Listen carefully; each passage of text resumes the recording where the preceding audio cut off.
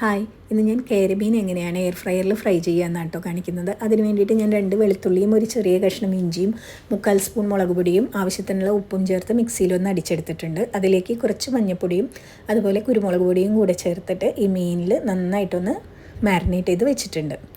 ശേഷം നമുക്ക് എയർ ഫ്രയറിൻ്റെ ബാസ്ക്കറ്റിൽ കുറച്ച് എണ്ണ തടവിയതിന് ശേഷം മീൻ വെച്ച് അതിന് മുകളിലേക്ക് കുറച്ചും കൂടി ഓരോ മീനിലും ഒരു 1-2 ഡ്രോപ്പൊക്കെ ഓയിലാവുന്ന വിധം ഓയിലൊന്ന് സ്പ്രെഡ് ചെയ്ത് കൊടുക്കാം.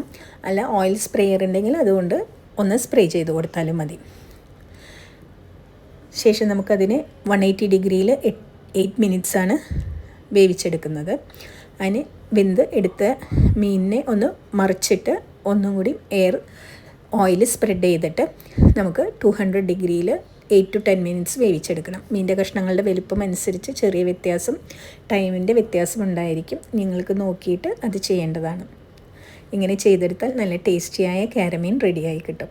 ഇതുപോലെയുള്ള കൂടുതൽ വീഡിയോകൾക്ക് ഒന്ന് സബ്സ്ക്രൈബ് ചെയ്യണേ.